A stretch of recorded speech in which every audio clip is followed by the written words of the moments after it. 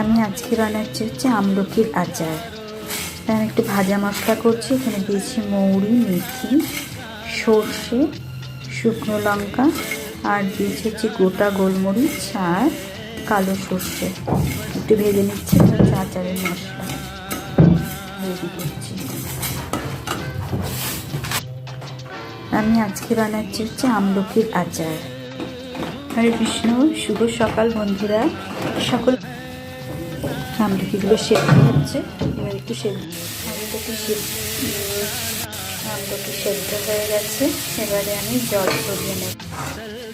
এবারে আমি কড়াইতে তেল দেব। আমি কড়াইয়ে অল্প সর্ষের তেল দিলাম।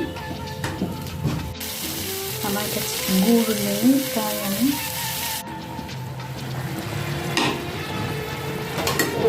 আমার আমলকির আচার রেডি।